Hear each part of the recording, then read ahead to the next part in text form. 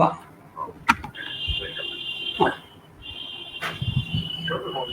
हां चालेल की. हां माझंच फक्त तुम्हाला दिसतंय की नाही हाच आम्हाला प्रश्न असतो, दुसरं काही नाही.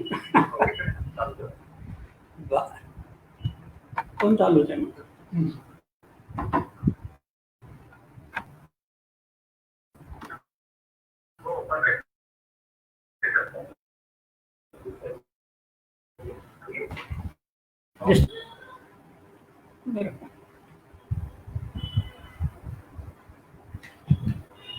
एक मिनिट झालं का?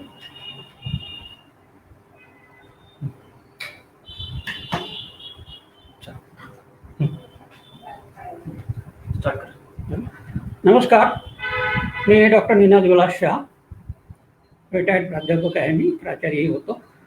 तर आजचा जो विषय आहे तो म्हणजे मंदिरे आणि किल्ल्या आदीवरील पक्षीशिल्पे, एक दृष्टिक्षेप. लक्षात ठेवा, हा दृष्टिक्षेप आहे, म्हणजे वरवरच फक्त सांगितलं जाईल, कारण काही अफाट आहे त्याच्यामध्ये शिल्प करतात. तर त्यामुळे थोडक्यातच आपण ते पाहणार आहोत. मी मूळचा पक्षीवाला खरं तर, म्हणजे मग तुम्ही मला पक्षी अभ्यासक म्हणा किंवा पक्षी निरीक्षक म्हणा किंवा पक्षी तज्ज्ञ म्हणा, काही चालेल. तर 40 वर्षापूर्वी ज्यावेळेला ॲक्टिव्हली आम्ही पक्षी निरीक्षण सुरू केलं त्यावेळेला सोलापुरातली अनेक ठिकाणी आम्ही जवळजवळ पालती घातलेली आहे. तर अशाच वेळेला एकदा आम्ही किल्ल्यामध्ये गेलो होतो. सोलापूरचा भुईकोट किल्ला हा फार प्रसिद्ध किल्ला आहे. तर याच्यामध्ये आम्ही पक्षी निरीक्षणाला गेलो होतो. तिथे गेले असताना मला काही शिल्प दिसली त्याच्यामध्ये. बर्ड्स ते अशातला भाग नाही, पण काही प्राणी काही असे दिसायला लागले.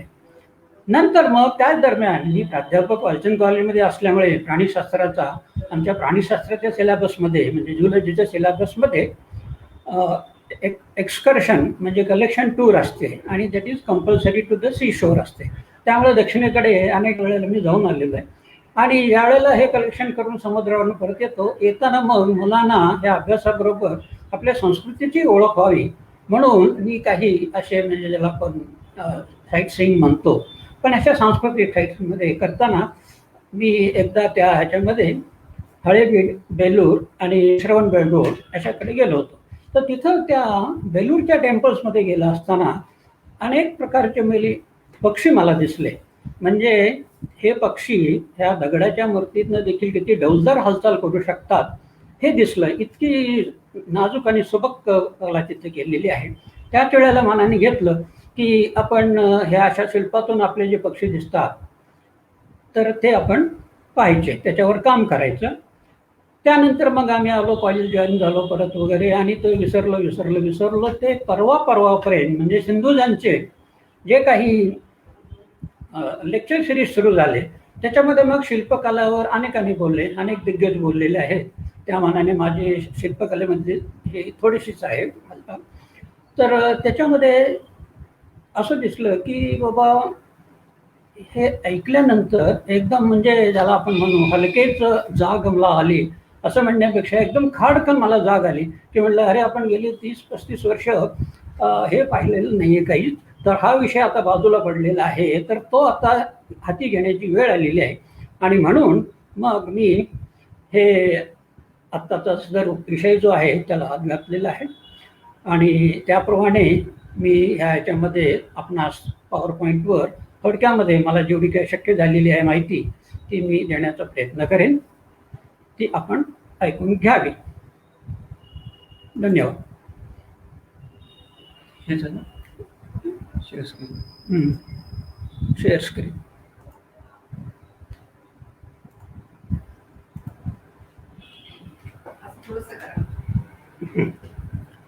नमस्कार.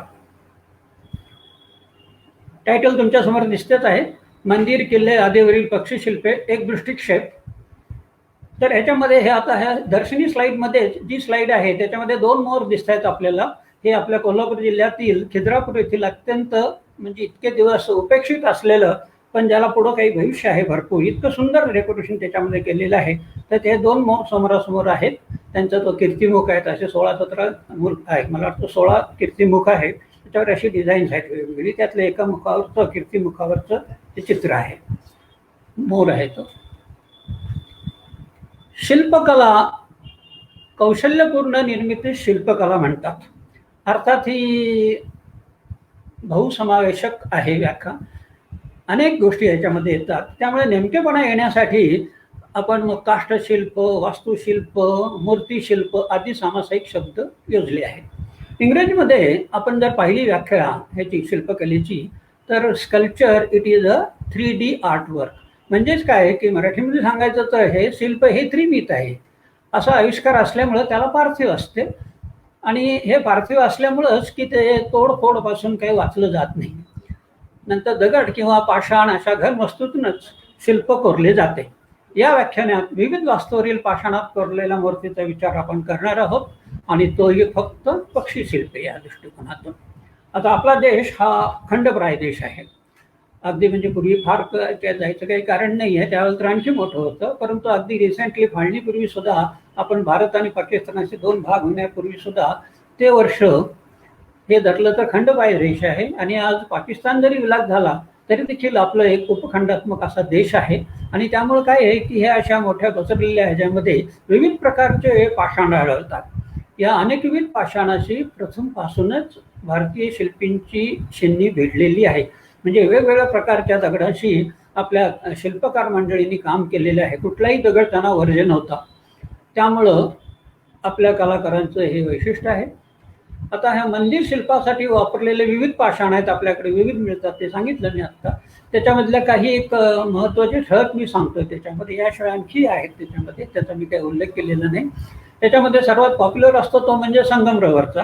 ह्याचं एक उदाहरण दिलेलं आहे, दिलवाडा टेम्पल्स, माउंट आबू, राजस्थान इथं दिसतात. नंतर काळा अग्निजन्य असा तो खडक आहे, ज्याला आपण बेसाल्ट म्हणतो, तो आपल्या महाराष्ट्रामध्ये सगळीकडे दिसतो. डेक्कनला जवळ म्हटलं ते चालेल. तर कैलास, वेरूळ, घारापुरी या ठिकाणी हे जी मंदिरे किंवा शिल्प तयार केलेली आहेत ही काळ्या अग्निजन्य दगडापासून आहेत. नंतर लाल ठिपकेदार, ज्याला आपण मॉटल्ड रेड म्हणतो, तर हा मथुरा भागामधली जी काही मंदिरं आहे ती त्याच्यापासून तयार केलेली आहेत. नंतर संगजिरा, किंवा ज्याला क्लोरोस्टिक सिस्ट म्हणतात, किंवा ज्याला कॉमन इंग्लिश नाव आहे सोपस्टोन. तर ह्या स्टोप म्हणजे खाणीतनं ज्यावेळेला काढतो त्यावेळेला हा दगड अगदी सॉफ्ट असतो, म्हणून त्याला सोपस्टोन म्हटलेलं आहे. पण काढल्यानंतर जसं जसं मूर्ती त्याला करत जाईल, जसं वेळ होईल तसा तो हार्ड होत जातो. त्यामुळं कोरीव काम करून हे परमनंटमध्ये राहू शकतं ते. आणि ही मंदिरे म्हणजे होयसाळा टेम्पल जी आहेत, म्हणजे वेलूर किंवा आळेबेडची किंवा सोमनाथपुरा, ही सगळी संगजिरापासून तयार झालेली आहेत. नंतर ग्रॅनाईट आहे ते बृहदेश्वर मंदिर तंजावरचं, तामिळनाडूमध्ये असलेलं. तर हा तर दगड जो म्हणतो आपण तो अत्यंत कठीण आहे काम करायला. आणि आपली ह्या बृहदेश्वर मंदिराचे हे तर वर्ल्ड हेरिटेज आहे. तर ह्या वर्ल्ड हेरिटेजचं कारण काय आहे की ह्या मंदिराला आता 1010 वर्ष तयार झालेले आहेत. तर म्हणजे 2010 साली त्याचे 1000 वर्ष पूर्ण झाल्याचा मोठा सहभाग केला होता. तर त्याच्यामध्ये काय होतं की त्या वेळेला, ज्या वेळेला बांधलं गेलं 11व्या शतकात म्हणजे, तर त्यावेळेला ते जगात असणारं सर्वात मोठं मंदिर होतं. आता त्यानंतर अलीकडच्या काळामध्ये इतर काही देशामध्ये अशी मोठी मंदिरं तयार झालेली आहेत, पण ते एक आहे. आणि दुसरं त्याचं वैशिष्ट्य असं होतं की पूर्णतः ग्रानाईटपासून तयार केलं गेलेलं जगातले हे एक पहिलं मंदिर आहे. तर अशा तऱ्हेने हे त्याचं वैशिष्ट्य आहे. नंतर विविध पाषाणांचा, ह्याशिवाय सुद्धा आणखी बरेच आहेत, म्हणजे ज्याला आपण वालकाष्म म्हणतो किंवा हे सँडस्टोन वगैरे म्हणतो, ते काही मी घेतलेलं नाही आहे. पण मला इथं काय सांगायचं आहे की विविध पाषाणाचा स्वभाव लक्षात घेऊन रीती निवडल्या. म्हणजे काय आहे की ज्याप्रमाणे कधी म्हणजे छिन्नी हातोडी घेऊन कोरले गेलेले आहे, कधी कधी छलके पाडलेले आहेत, कधी बोरिंग केलेलं आहे. तर अशा प्रकारे वेगवेगळ्या पद्धती, टेक्निक्स वापरले गेलेले आहेत त्यावेळेला. आणि अशा तऱ्हेने विविध प्रकारच्या खडकातून आपल्याला दगडातून किंवा पाषाणातून मूर्ती आणि मंदिरे तयार केली गेलेली आहेत. आता युरोपियन देशांचा जर विचार केला तर त्यांच्याकडेही आहे बऱ्याच देशामध्ये वेगवेगळ्या स्टोनमधनं, परंतु मेजॉरिटी जर पाहिली आपण तर त्याच्यामध्ये संगमरवराचा वापर जास्त दिसतो. नंतर हे मंदिर शैली ह्याच्याबद्दल आता अनेकांनी सांगितलेलं असेल, टाईप स्टडी म्हणून ते वेरूळचं किंवा कैलास लेणं वगैरे त्याचे अभ्यास सगळे केलेले आहे डिटेल. त्याच्यामध्ये फक्त हे बॅकग्राऊंड असावी म्हणून मी सांगितलेलं आहे. तर जनरली आपले 2 मुख्य प्रकार आपण समजतो, त्याच्यामध्ये नागर शैली आणि द्रविड शैली. तर त्याच्यामध्ये ते पाठ दिलेले आहेत. ते सगळे ते काय वाचून जगायची गरज नाही आहे जंगलोतमध्ये. ह्याच्यामध्ये फक्त महत्त्वाचं आहे की नागर ह्याच्यावर कुंभ म्हणजे कळस असतो, जो त्या पुढच्या शैलीतलं जे मंदिर आहे द्रविड त्याच्यामध्ये तो नसतो. त्याच्याऐवजी एक बेलना टाईप काहीतरी स्ट्रक्चर असतं, थोडेसे अर्धचंद्राकृती असतात आणि त्याच्यावर थोडेसे स्तूप टाईप अशी 5-6 आयनं असतात. तर ही जी नागर शैलीतली मंदिरं जी आहेत ती त्याची उदाहरणं म्हटल्यानंतर तुम्हाला दिलवाड आहे, कोणार्क आहे, पुरी आहे, खजुराहो आहे, भुवनेश्वरचं टेम्पल आहे, अशा तऱ्हेची अनेक उदाहरणं आहेत त्याच्यामध्ये. तर द्रविड शैली म्हणजे कृष्णा नदी ते दक्षिणेकडील प्रदेशामध्ये तुम्हाला ह्या टाईपचं पद्धती दिसतात. त्याच्यामध्ये या मंदिराच्या शिखरात अनेक मजले असतात. हे बहुमजली असतं. नगर जे आहे शिखर हे एक मजली असतं आणि द्रविडमध्ये मात्र हे बहुमजली असतं. तर ह्याचे 4 भाग आहेत: गोपूर, मंडप, विमान आणि स्तंभ वेदिका. ह्यातलं हे गोपूर जे आहे हे गोपूर सुद्धा तुमच्या नगर शैलीमध्ये नसतं. हे गोपूर हे ह्या द्रविड शैलीचं मोठं वैशिष्ट्य आहे आणि ह्याची उदाहरणं अगदी जगप्रसिद्ध आहेत. मीनाक्षी आहे, तिरुपती आहे, तुमचा महाबलीपुरमचं ते रथ मंदिर जे आहे ते, नंतर बृहदेश्वर आहे आत्ता बोललो आहे त्याचं, आणि कैलास टेम्पल वगैरे. नंतर नगरशैली आणि द्रविड ह्यांच्या संमिश्र अशी जी एक आहे तिसरी शैली ती म्हणजे वेसर, आणि ही पश्चिम भारतामध्ये असते. जनरली ते ताराकृती ज्योतीवर असतं ते, पण हे ह्याच्यामध्ये दोन्हीचं मिश्रण असतं. ह्याच्यामध्ये शिखर असतं पण ते द्रविड शैली इतकं मोठं नसतं. त्याचे मजले जेवढे आहेत तेवढेच केलेले असतात, पण प्रत्येक मजल्याची ज्याला आपण तळ म्हणतो किंवा ताल म्हणतो त्याला, तर त्याची फक्त हाईट ही कमी असते. त्यामुळं ह्या शिखराची उंची द्रविडी घुसण्यापेक्षा कमी असते. आणि द्रविड शैलीमध्ये जे काही तुमचं पुष्करणी म्हणजे जलतर आपला जल असतो म्हणजे तलाव, तर तो नगरशैलीमध्ये दिसत नाही. तर वेसरमध्ये या दोघांचं कॉम्बिनेशन असतं. आणि नंतर चौथी जी आहे, त्याशिवाय अनेक प्रकार आहेत खरं तर ती भूमिज शैली आहे. ही नर्मदा नदीच्या परिसरात आढळते. तर त्याच्यामध्ये हा दक्षिण पश्चिम भारत म्हणूया आपण त्याच्यामध्ये. तर ह्याच्यामध्ये अंबरनाथ शिव मंदिर, नंतर सदाशिव मंदिर नुग्गेहळ्ळी कर्नाटकमधली, ही अत्यंत उत्तम उदाहरणं आहेत. आणि ह्याचं आणखी एक उदाहरण आहे ते म्हणजे उदयेश्वर टेम्पल उदयपूर, म्हणजे जे मध्य प्रदेशातलं आहे. तर ह्याच्यामध्ये ते भूमिज आहे. आता आपण ह्याच्यानंतर अर्ध्या भागात पुढच्या आपण लोणार सरोवरच्या त्या परिसरातील मंदिराबद्दल बोलणार आहोत. तर ते हेमाडपंथी असं म्हटलं जातं, परंतु ते यादवच्या काळामधले जो काही हेमाद्री होते प्रधान, तर त्यांनी एक शैली डेव्हलप केली. आपल्या महाराष्ट्रामध्ये असे अनेक हेमाडपंथी म्हणतात, पण काही तज्ञांचं म्हणणं असं आहे की हेमाडपंथीच्या आधी अशाच प्रकारची मंदिरं होती जी भूमिज म्हणून काढली जाते. त्यामुळं हेमाडपंथीचंच टेक्निकल नाव भूमिज आहे असं काही शास्त्रज्ञांचं म्हणणं आहे, शिल्पज्ञांचं. ठीक आहे, एक फोटोज दाखवलेले आहेत. पहिलं दिसतंय ते नागर शैलीतलं आहे, रामेश्वर मंदिर भुवनेश्वरचं आहे. दुसरं आहे ते द्रविड शैलीतलं मुर्डेश्वर मंदिर आहे. तिसरं आहे ते वेसर शैलीतलं चन्नकेशव मंदिर सोमनाथपुरा कर्नाटकमधलं आहे. खालच्या बाजूला पहिलं जे आहे डावीकडचं तर ते भूमिज शैलीतलं उदयेश्वर मंदिर उदयपूर मध्य प्रदेशचं आहे. आणि उजव्या हाताला आपल्या महाराष्ट्रातलं अंबरनाथ, म्हणजे मुंबईजवळ 30 किलोमीटरवर फक्त अंबरनाथ आहे. त्या रेल्वे स्टेशनपासून उतरल्यानंतर 1 किलोमीटरच्या अंतरावर हे मंदिर आहे. हे मंदिर ज्यांनी बघितलं नसेल तर त्यांनी हे अवश्य बघायला पाहिजे. फार सुंदर मंदिर आहे. गुप्त काळ हा मंदिर शिल्पाचा उत्तम काळ आहे. तत्पूर्वी मला हे सांगायला पाहिजे की मौर्य कालामध्ये म्हणजे इसवी सन हे सुरू व्हायच्या आधी तिसऱ्या शतकामध्ये मौर्य काळामध्ये थोडक्यात म्हणू आपण की मंदिर निर्मितीला सुरुवात झाली. आणि ही मंदिर निर्मिती त्यामध्ये होत असताना गुप्त काळ ज्या वेळेला आला तर त्यावेळेला त्याला सुवर्णयुग म्हटलं जातं. अनेक प्रकारे त्याला म्हटलं जातं. ह्याच्यामध्ये ही शिल्पनिर्मिती फार मोठी अशी म्हणजे ज्याला आपण अद्भुत म्हणू अशी ती झालेली आहे. त्याच्याबद्दल थोडंसं विषयांतर करावं लागतं, मला थोडंसं सांगावंसं वाटतं, कारण मूळ आवरत नाही. कारण हे जो गुप्त काळ आहे हा सुवर्ण काळ सर्व बाबतीत होता, म्हणजे कला साहित्य आणि सगळ्याच्यामध्ये विज्ञानामध्ये, कला साहित्य आणि विज्ञानमध्ये. तर सांगायचं विज्ञानाच्या बद्दल बोलायचं झालं तर त्याच्यामध्ये वराहमिहिर, आर्यभट्ट यांचे जे शोध लागलेले आहेत, त्यांनी जे काही शास्त्र हे केलेले आहेत. आर्यभट्टाचं आपल्याला माहिती आहे, मॅथमॅटिक्समध्ये ते शून्याचा शोध लावला वगैरे वगैरे ते आहे. नंतर साहित्याच्या बाबतीत जर बोलायचं झालं तुम्हाला तर भास कालिदास यांची जी काही सर्व वाङ्मय आहे हे सगळं ह्या काळातच तयार झालं, कारण ह्या काळात ती मंडळी त्यावेळेला होती आणि त्याच वेळेला ही मंदिर शैली सुद्धा त्यांच्या हाय पीकला गेलेली आहे. नंतर मग पुढे गेल्यानंतर मथुरा, सारनाथ, उदयगिरी, देवगड, अजिंठा या पाठोपाठ 6व्या शतकामध्ये बदामी, जोगेश्वरी, घारापुरी व वेरूळची काही लेणी म्हणजे 10, 12, 14 आणि 21 या नंबरची लेणी तयार झाली. आणि 6व्या शतकाच्या नंतर, हे 6व्या शतकापर्यंत झालं. आता 6व्या शतकानंतर दक्षिणेकडे शिल्पनिर्मितीचं पारडं जड झालं, म्हणजे मोठ्या प्रमाणावर तिकडं निर्मिती सुरू झाली आणि ती झपाट्याने विकसित झाली शिल्पकला ही. आणि त्याचे उदाहरणं म्हणजे ऐहोळे, पट्टडकल, वेरूळचे कैलास, तंजावरचे बृहदेश्वर, हळेबीड, बेलूर इत्यादी बरोबर. अर्थात यावेळेला काही उत्तरेमध्ये काही कार्य नव्हतं अशातला भाग नाही, तर ह्याच्या बरोबरच उत्तरेतही ह्या 6व्या शतकानंतर खजुराहो, भुवनेश्वर, कोणार्क ही महत्वाची मंदिरे तयार झाली. आणि मग पुढे 700 वर्ष भारतभर अनेक मंदिरे निर्माण झाली व शिल्पनिर्मिती विपुल झाली. परंतु नंतर काय होत झालं की 11व्या 12व्या शतकानंतर थोडंसं परदेशी आक्रमण सुरू झाले. त्यावेळेला आपल्या मंडळींनी काही एकी दाखवली नाही, अन्यथा हे सगळं शिल्पकला जी काही तोडफोड झाली पुढं ती होऊ शकली नसते, असं एक मला वाटतं.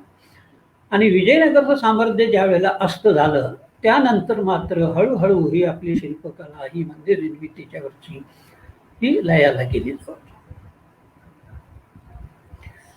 आता एक सामाजिक अधिष्ठान त्यावेळेला होतं मंदिराच्या बाबतीत, कारण मंदिर शिल्पाकृतीद्वारे शब्दाविना आपणास सुखी जीवनासाठी मार्गदर्शन मिळत असे. काही असले की सगळ्या जीवनातले जे काही सगळे लागायच्या गोष्टी तर त्याचं मार्गदर्शन तिथे मिळत असे.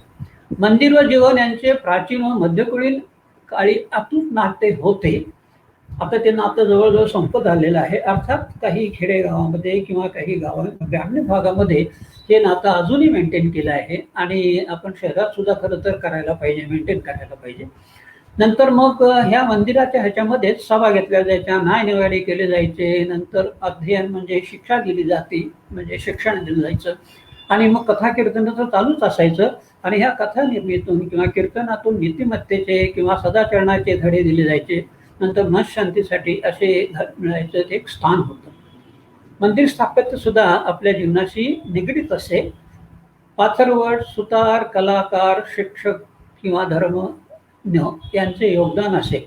अशा सगळ्यांचा असा संबंध या मंदिराशी जुळलेला असल्या कारणामुळे ती एक प्रकारची सामाजिक संस्था असं म्हटलं तर बरोबर ठरणार नाही. ह्या शिल्पी लोकांनी म्हणजे शिल्पीची निर्मिती करणारे आणि त्याचं डिझाईन तयार करणारे स्थापत्यांना, तर ह्या सगळ्यांनी आजूबाजूच्या सजीवाची लय बरोबर पकडून ती शिल्पातून व्यक्त केली गेली आहे, प्रतिबिंबित केली गेलेली आहे. त्याच्याबद्दल एक उदाहरण आपण शेवटी पाहणार आहोत. आता इथून सुरू करूया आपण. आपल्या पक्ष्यांचं काही दिसलं तर अशोक स्तंभ जो आहे सांचीच्या स्तूपाच्या दक्षिण प्रवेशद्वाराजवळ फक्त स्तंभाचा खालचा भाग सध्या सुरू आहे आणि सुरक्षित आहे तिथं. आणि वरचा भाग मात्र जवळच एक जे काही सांचीचं संग्रहालय आहे त्याच्यामध्ये हा अशोक स्तंभ सुरक्षित ठेवलेला आहे. स्तंभाच्या मुकुट एक शाफ्ट आणि एक 4 सिंह पाठीसपाठ लावलेले त्यांचं आहे, तो म्हणजे वरचा भाग, टॉप ऑफ द पिलर.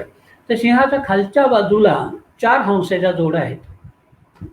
तर ह्या जोड्यामध्ये मधुमालतीची वेलबुट्टी आहे. तर हे सगळं सांचीच्या स्तूपामधल्या अशोक स्तंभावर आहे.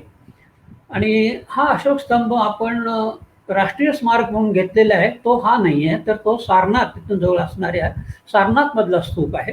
तर त्याच्यामध्ये सेम डिझाईन आहे, ते 4 सिंह पाठीसपाठ बसलेले आहेत आणि त्याच्या खालच्या बाजूला ज्याच्यावर ते रेस्ट झालेले आहे तर त्याच्यामध्ये अबॅकस ज्याला आपण म्हणतो, तर त्याच्यावर अशोक चक्र आहे.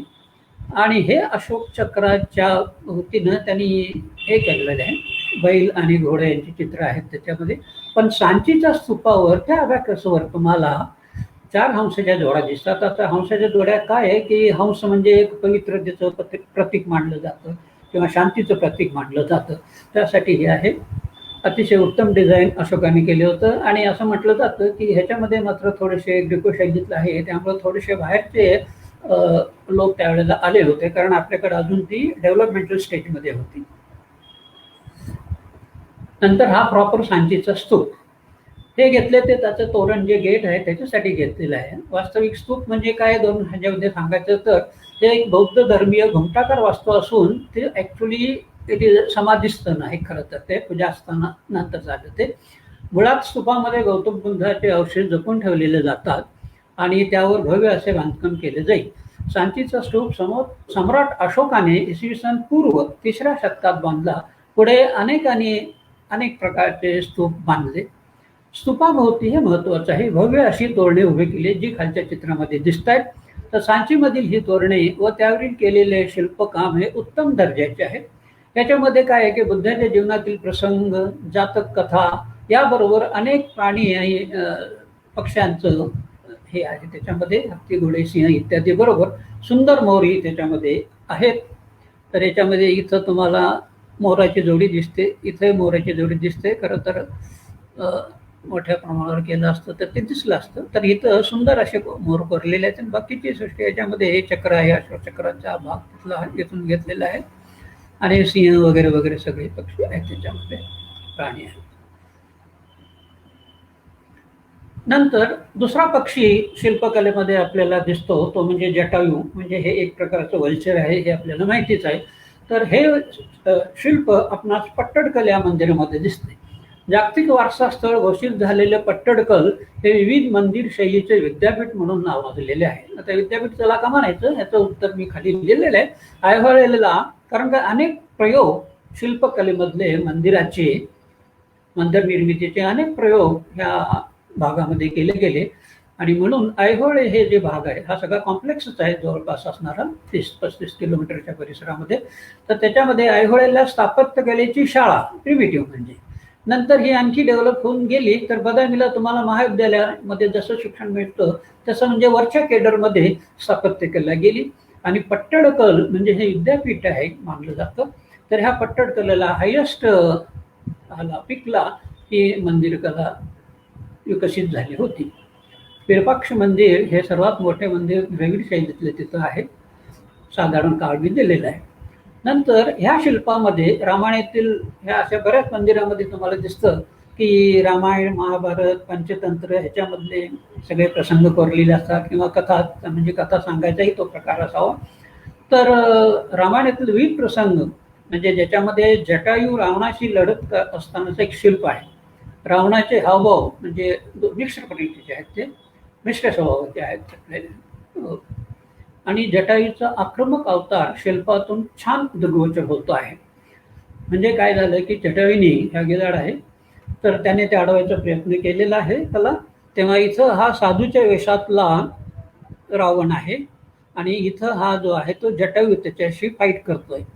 नंतर मग मात्र तो दशानन दृग्गोचर झाला आणि त्याने मग इथं असणाऱ्या त्या जटायूचा वध केला असं मानलं जातं. त्याचे पंख कापले वगैरे ती कथा आपल्याला माहितीच आहे. आता जटायू हे जे गिधाड आहे मी सांगितले ते आमच्या पक्षी निरीक्षणाच्या दृष्टिकोनातून बोलायचं झालं तर आज गिधाड हे नामशेष होण्याच्या मार्गावर आहे.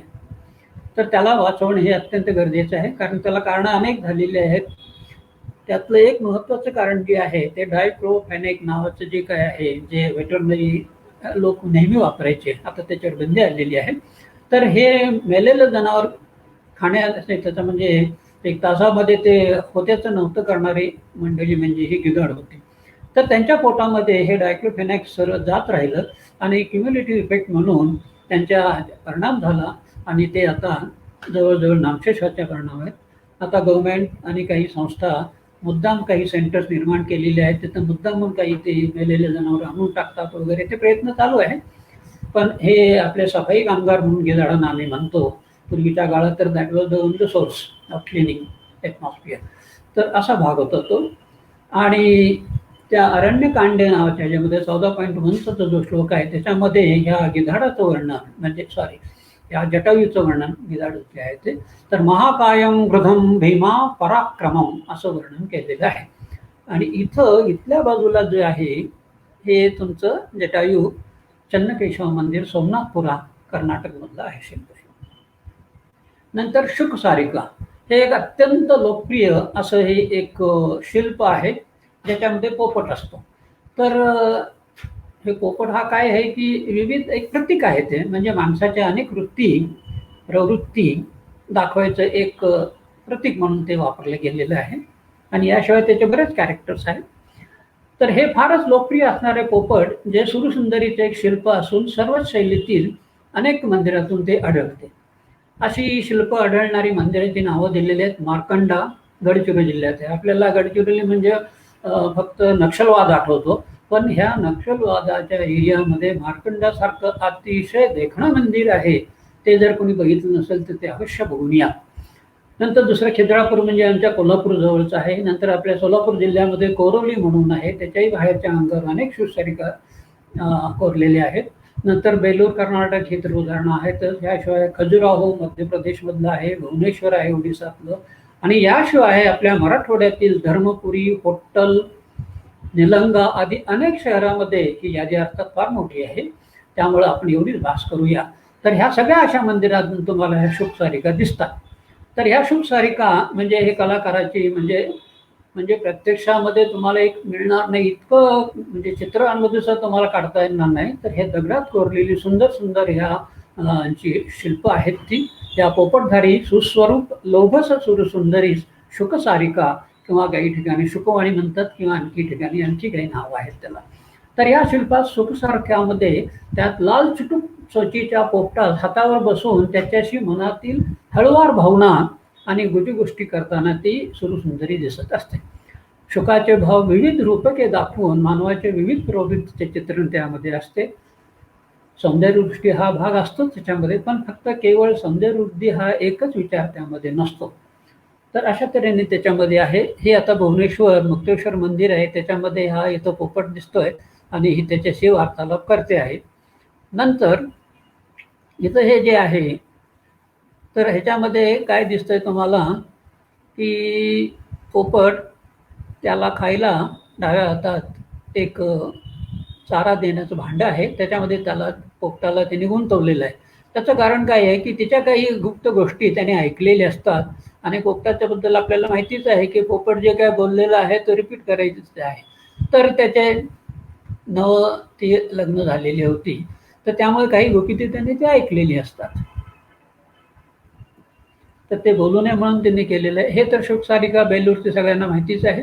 त्याच्यामध्ये हात तिने डावा वर केलेला आहे, उजव्या हातात ते फांदी आहे ह्याची, आणि हा पोपट जो आहे तर तो तिच्याशी वार्तालाप करतोय आणि तिला खायला द्यायला मागतोय, पण तिचे जे ओठ आहेत ते डाळिंबाचे असं वाटतात. तर त्यामुळे तो त्या ओठाकडे बघून हे डाळिंब आहे की काय असे भाव त्याच्यावर आहेत. नंतर इथला हा जो आहे तर हे होट्टलचे आहे. इथला हा पोपट हा जरा सभ्य आहे पोपट. तर हा तिच्या डाव्या हातावर बसलेला आहे, फांदी तिने डोक्यावर घेतलेली आहे आंब्याची डहाळी, आणि ह्या मौतिक हार जो आहे गळ्यातला तर त्यालाच ते फळ समजून हा पोपट ते फळ समजून हे मोती खायचा प्रयत्न करतोय. नंतर ह्याच्याबद्दल थोडंसं सांगायला पाहिजे. ही बरेच वर्ष कॅनडामध्ये असणारी आपली शुकसारिका आहे. तिच्या डोक्यावर हा पोपट बसलेला आहे इथं. आता तो पोपट का बसला याचा संशोधकाला अजून काही नाही, त्याच्यामध्ये काय वट इज रिझन बिहाइंड, काय आहे तो बोलतोय का काय करतोय आणखी ह्याबद्दल माहीत नाही आहे. तर ही कॅनडामधून परवा म्हणजे एक मला वाटतं 5 वर्षापूर्वी ही भारतामध्ये आणली गेलेली आहे आणि सांगितलं जातं की तिचं म्हणजे तज्ज्ञांनी त्याच्यावर संशोधन करून हे खजुराहोच्या एका मंदिरामधले आहे असं निष्कर्ष काढलेला आहे. अर्थात ती भारताबाहेर कशी गेली, तस्करीच झाली असणार आहे, पण कशी गेली, काय झालं, कुठून गेली वगैरे काही पत्ता अजून लागलेला नाही आहे. पण सध्या समाधानाची गोष्ट अशी आहे की आपली बरीच शिल्प जी बाहेर आहेत ती आता पुन्हा भारतात मागून घेतली जात आहेत. काही राष्ट्र त्याला संमती देत आहेत, काही मात्र देत नाही. यानंतर आता हे शुकसारिका फक्त 5 दाखवले, तर याच्यामध्ये मराठवाड्यामध्ये अनेक शुकसारिका होतात. तर त्या खरं तर बघायला पाहिजे, कारण मराठ्यामध्ये काय असणार मराठवाड्यामध्ये असं वाटतं, पण अनेक सुंदर सुंदर मंदिरं तिथं आहेत. परभणीला सुद्धा फार सुंदर मंदिरं आहेत खरं तर. तर हे आता घुबड पाहूया. घुबड म्हणजे आपल्या भारतीय लोकांच्या बद्दल मला नेहमीच आश्चर्य वाटतं खरं तर.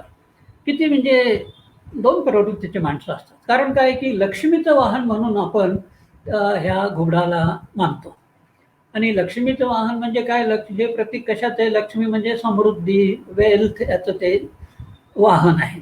आणि त्याच वेळेला अशा म्हणजे सुगुणी ह्याला आपण आणखी एक दिलेलं आहे ते म्हणजे अंधश्रद्धा. म्हणजे आता हे खरं तर स्थिरबुद्धी, स्थितप्रज्ञ, वाईज असं घुबडाला म्हटलं जातं आणि अत्यंत उपयुक्त असं ते घुबड आहे. त्याच्याबद्दल तुम्हाला कुठल्याही पक्षी निरीक्षण जर तुम्ही केलं तर तुम्हाला सांगितलं जाईल की घुबड आहे म्हणून आपल्याला थोडंफार व्यवस्थित फूड अवेलेबल होतं. कारण काय आहे की घुबड हा रात्री उडणारा पक्षी आहे. रात्री तो आपला सगळं फूड घेत असतो. तर एक घुबडाची जोडी रात्रीतनं 2 ते 3 पेअरचं हत्या करत असते. आणि ह्याच्यामध्ये भाग महत्त्वाचा असा आहे की कारण reproduction rate of the rat अत्यंत मोठा आहे. म्हणजे एक जोडी उंदराची जर तुम्ही तशीच ठेवली असं मानलं आणि ती जर रिप्रोड्यूस होत गेली, कारण 3-3 महिन्याला त्यांचा तो सीझन असतो, तर वर्षभरामध्ये साधारण 800च्या आसपास उंदर येतात. म्हणजे घुबडाने जर उंदरं खायचं नाही म्हटलं तर 800 न 800 1600 उंदरं ही त्या रात्रीतनं डेव्हलप होणार. अशा तऱ्हेने ह्या सगळ्या 1600 उडबी उंदरांचा नाश करायचं मोठं कार्य घुबड करतं. त्यामुळे मोठ्या प्रमाणामध्ये धान्य आपलं वाचतं. नंतर ह्या अंधश्रद्धा त्याच्याशी मात्र आहेत, त्यामुळं मोठ्या प्रमाणावर त्यांची हत्या होते. गेल्या वर्षी पुण्याला एक इंटरनॅशनल औल कॉन्फरन्स झाली. तर त्याच्यामध्ये एका पेपरमध्ये असं सांगितलं की 2018 साली म्हणजे गेल्या वर्षी एका वर्षामध्ये अंधश्रद्धेपोटी, अंधश्रद्धा म्हणजे काय, त्यातला बराचसा भाग आहे त्यात एक ब्लॅक मॅजिक असतं आणि आणखी काही अशा अंधश्रद्धा आहेत त्याच्याबद्दल. त्यासाठी घुबडांकडून त्यांना मारले गेलेले आहेत आणि तो आकडा 2018तला मला सुद्धा आश्चर्य वाटलं तर तो 17,000 आहे. म्हणजे 17,000 घुबड एका वर्षामध्ये आपण लोकांनी मारलेले आहेत. लक्ष्मीचं वाहन म्हणतो आणि इकडे असे कार्य करतो आपण. तर अशा तऱ्हेने हे हजारो असले, त्यामुळे हा घुबडाला वाचवलं पाहिजे, अन्यथा फार मोठा प्रश्न निर्माण होईल आपल्याला. म्हणून पक्षी निरीक्षक व्हायचं म्हणजे केवळ आनंदासाठी किंवा स्वांत सोगायसाठी व्हायचं नाही, तर त्यांचं रक्षण करण्यासाठी, त्यांचं संवर्धन करण्यासाठी जास्तीत जास्त लोक पुढे यावेत असं आम्हाला वाटतं. लक्ष्मीच्या आता ही 2 शिल्प मी त्याचा उल्लेख करतो. म्हणजे लक्ष्मी ह्या घोबडावर अवलंबून बसणार एक सुंदर शिल्प भोगनंदीश्वर मंदिर, नंदी गावाजवळ, चिक्कबल्लारपूर नावाचं कर्नाटकमध्ये जे गाव आहे, जिल्हा आहे, त्या जिल्ह्यातलं हे गाव आहे. नंदी हिलच्या पायथ्याशी आहे ते. तर तिथं तो मंदिर आहे मध्ये, तिथं जे दाखवतो तुम्हाला ते हे इथं आहे. इथं हा थोडासा डिस्टर्ब केलेला, रुईन झालेला हा औल आहे आणि त्याच्यावर हे बसलेली लक्ष्मी आहे आणि त्याच्याभोवती मंडप आहे. तर ही अत्यंत सुंदर असं मंदिर आहे ते. आणि त्याच्यातली आणखी तर अवश्य पहा, तिथली पुष्करणी हे जे आहे हे अतिशय देखणी आहे, फार रमणीय अशी पुष्करणी आहे. तर ती आपण पाहावी किंवा इंटरनेटवर तुम्हाला ती बघायलाही मिळेल. त्या भोगनंदीश्वर मंदिर चिकबल्लारपूर असं लिहिलं की तुम्हाला कळेल. आणि दुसरी जे आहे हे चित्र, त्याच्यामध्ये हे असं तोंडामध्ये बोटं घालून शिट्टी वाजवणारी ही जी आहे ती योगिनी आहे. ही लक्ष्मी नाही आहे, ही योगिनी आहे. आणि योगिनी संप्रदाय मोठ्या प्रमाणावर होता पूर्वी, पण त्याची उपासना काय होती की फार कडक होती किंवा जरा वेगळी होती. मी सांगेनच त्याच्यामध्ये. आता ते योगिनी चांडेला नावाचं घुबड हे शिल्प आहे. आणि हे शिल्प त्याच्यावर योगिनी म्हणतात त्याला, किंवा योगिनी म्हणजे काय आहे तर एक अतिशय शक्तिशाली अशी ही माता आहे ती. म्हणजे ते दुर्गेचेच रूप आहेत असं म्हणतात ते, किंवा त्याच्यापासून निर्मित झालेले म्हणतात. तर ही योगिनी म्हणजे योग विद्येमध्ये प्रवीण असणारी स्त्री. तिच्यामध्ये अनेक गुण दाखवलेले आहेत, त्याच्याशी आपण आता काही हे करायचं कारण नाही आहे. तर हे आदिशक्तीचे अंशात्मक रूप आहे ते. आणि ह्या योगिनींचा एक संप्रदाय होता त्यावेळेला मध्ययुगामध्ये. परंतु त्याची उपासना ही इतर सारखी सामान्यप्रमाणे नव्हती, तर ती जरा थोडीशी गूढ होती किंवा मिश्र होती, किंवा अगदीच शब्द सांगायचं झालं तर थोडीशी अघोरी होती. अघोरी होण्याचं कारण काय आहे की मेलेल्या व्यक्तीचाही म्हणजे शवाचा किंवा प्रेताचा देखील काही वापर त्या उपासनेमध्ये करून गेला जायचा. तर अशी ही जी उपासना पद्धत असणारी अर्थातच ही संप्रदाय 15व्या शतक संपता तो नाहीसा झालेला आहे. तर ह्या योगिनीकडं लक्ष द्यायचं, जगाचं लक्ष द्यायचं कारण काय आहे की त्याचे ते स्थापत्य. तर काय आहे की ह्याच्यामध्ये या 64 असतात, जनरली 64 आहे, काही ठिकाणी 81 पण दिलेले आहेत. पण ओव्हरऑल जे काही मंदिर आहे त्याच्यामध्ये 64 योगिनी स्थापत्य जे आहे त्याच्यामध्ये दुर्गेच्या भोवती ओळीने असे सेमी सर्कलमध्ये 64 मंदिरं अशी केलेली आहेत. मंदिरं म्हणण्यापेक्षा कॉर्नर्स आहेत, क्युबिकल्स आहेत आणि त्याच्यामध्ये प्रत्येक योगिनी आपापल्या वाहनासह आहे. तर काहीचं मोर वाहन आहे, काहीचं घुबड आहे, काहीचं काही ॲनिमल्स आहेत. अशा प्रकारे आहे, ते बघण्यासारखं आहे. पण हे वैशिष्ट्यपूर्ण शिल्लक असल्यामुळे तर सगळ्या जगाचं लक्ष त्या स्थापत्याकडे गेलं त्याच्यामध्ये. आता ही जी योगिनी आहे ही खरं तर सांगितलं जातं उत्तर प्रदेशामध्ये कनौज नावाचं जे आहे तिथलं हे मंदिर होतं, हे पूर्णतः नष्ट केलं गेलेलं आहे. पण समहाऊ त्यातलं एवढं एकच शिल्प मिळालेलं आहे आणि हे आता एवढं एकच शिल्प शिल्लक आहे ते स्मिथसोनियन संस्था युनायटेड नेशन संग्रहालयामध्ये म्हणजे अमेरिकेमध्ये आहे ते मात्र त्यांच्याकडे सुद्धा आहे. मोठी संस्था आहे ती, मोठं म्युझियम आहे ते, त्याच्यामध्ये त्यांच्या अनेक ब्रांचेस आहेत खरं तर. तर ही जी आहे अत्यंत साहसी अशी आहे. हिला फ्लाइंग योगिनी असेही म्हणतात, कारण ह्या घुबडामुळं ती उडत जाताना दिसते असं म्हटलं जातं. त्यामुळे तिचं फ्लाइंग योगिनी पॉवरफुल योगिनी आहे, साहसी आहे. तिच्या हातामध्ये शस्त्र तुम्हाला इथे दिसतं, इथं हे जे शस्त्र तुम्हाला इथं दिसतं आणि 2 हात घालून मग सांगितल्याप्रमाणे ती शिट्टी वाजवते आहे. तर हे शिल्प अतिशय देखणं शिल्प आहे. नंतर आपण येतोय ते कर्णी मातेच्या मंदिराकडे. तर बिकानेर राजस्थानमधलं जे गाव आहे त्या गावाजवळ देशमुख नावाचं, बिकानेरपासून 27 किलोमीटर काहीतरी अंतरावर देशमुख नावाचं गाव आहे. इथं हे कर्णी माता मंदिर आहे, ज्याला म्हणजे तुम्हाला ऐकून जे काही टुरिझमला जातात त्याच्यामध्ये उंदराचं मंदिर म्हणून ज्याची प्रसिद्धी आहे. तर हे असं ज्याला काबा म्हणतात. काबा म्हणजे त्या उंदरामध्ये काळ्याबरोबर पांढरी उंदीर आहेत, तर होली रॅट असं त्याला म्हटलं जातं. म्हणून त्याला उंदराचं मंदिर जर विचारलं तुम्हाला राजस्थानमध्ये एक वेळ कोणी सांगणार नाही, पण काबा मंदिर म्हटल्यानंतर याचा काबा शब्दाचं ओरिजिन काय माहीत नाही, किंवा तो एखादा राजपूत शैलीतला शब्द आहे की काय याच्याबद्दल मला काही माहिती मिळालेली नाही. कोणाला माहिती मिळाली असेल तर मला कळवा, मी शेवटी तुम्हाला दिलेलंच आहे माझा मोबाईल नंबर आणि ईमेल. तर हे संगमरवर अप्रतिम कोरीवकाम केलेले आहे, त्याचे ते 3 मी तुम्हाला दाखवलेले आहे तिथं. तर हे राजपूत शैलीतलं आणि मुघल शैलीचा संबंध असणारं हे जे आहे तर त्याच्यावरती हे शिल्प अत्यंत देखणं कोरीवकाम केलेलं आहे. महाराजा गंगासिंह बिकानेरचे त्यांनी हे सगळं काम केलंय. हे संगमरवर, त्याच्यावर चांदीचे दरवाजे, मुख्य दरवाजाला चांदीचं वर्क वगैरे केलेलं आहे. त्याच्यामध्ये बरेच पक्षी त्यांनी कोरले गेलेले आहेत, त्यातले 2-3चा उल्लेख मी केलेला आहे. इथं राजस्थान म्हटल्यानंतर पक्षी लोकांना तुम्ही विचारलं तर क्रेनचं नाव लगेच घेतलं जातं. तर हा इथं एक क्रेन दाखवला, म्हणजे जर आपण मराठीमध्ये क्रौंच पक्षी म्हणतो तर हे क्रौंच पक्षी इथं त्यांनी दाखवलेले आहे. नंतर इथं हा मयूर सदृश्य असा पक्षी दाखवलेला आहे आणि इथंही तो जवळजवळ क्रेन टाईपच पक्षी त्याच्यामध्ये दाखवलेला आहे, त्याच्यावर बसले आहे. अतिशय सुंदर शिल्प आहेत, ती बरीच शिल्प आहेत त्याच्यामध्ये, मी फक्त 3चं सिलेक्शन केलेलं आहे. तर ह्या कर्णी मातेचं एक कथा आहे.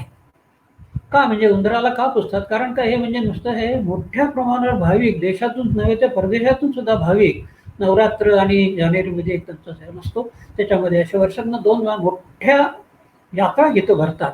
तर इथं कर्णी माता म्हणतात, काहींच्या मते ते जगदंबेचा अवतार आहे म्हणतात.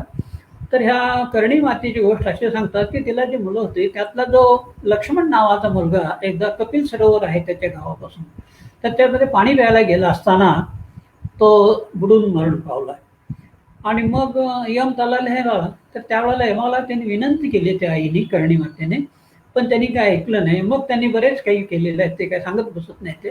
त्यानंतर ते ऐकून मग यमराज कबूल झाला, ठीक आहे त्याला मी जिवंत करतो, पण ह्या स्वरूपामध्ये करणार नाही, तर त्या उंदराच्या कर्मामध्ये करतो.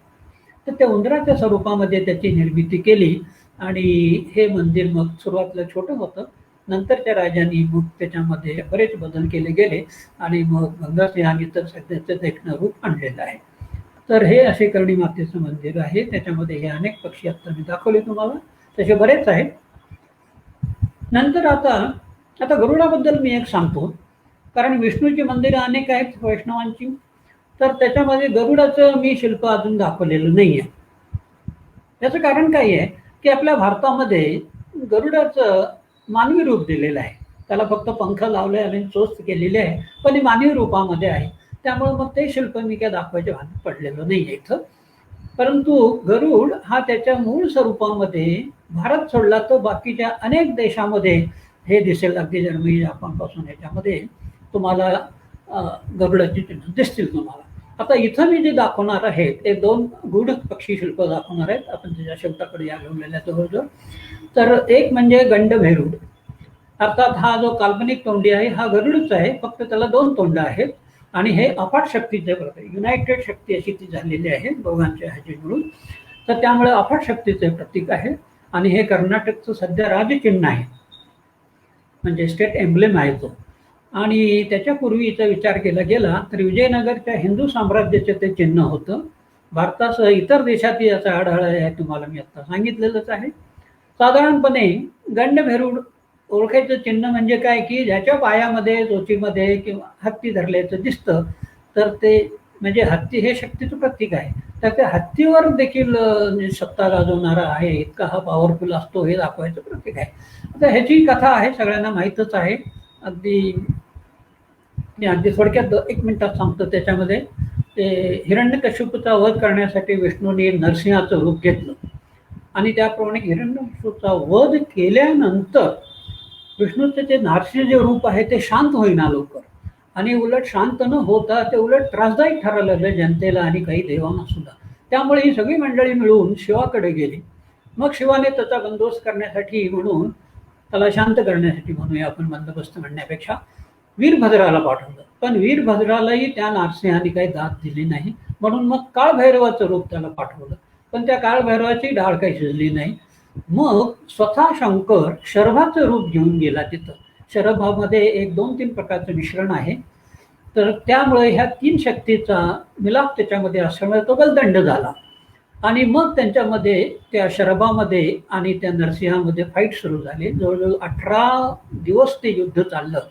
आणि हे आपला पराभव होतोय असं म्हटल्यानंतर नरसिंहाने it transferred itself into the another form, जे अधिक भीतीदायक होतं ते म्हणजे गंडभेरूड. तर हे गंडभेरूड आणि ह्यांचं 18 दिवसाचं युद्ध झालं.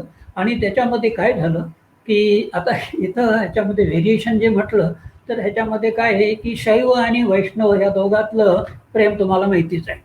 त्यामुळे जिथं शिवाचं मंदिर आहे तिथं शर्वाने नरसिंहाला पराभव केला असं दाखवलेलं असतं.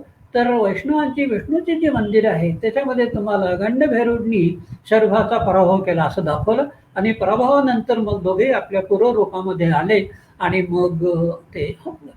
तर अशा तऱ्हेने ह्या कथा गुंतलेल्या आहेत.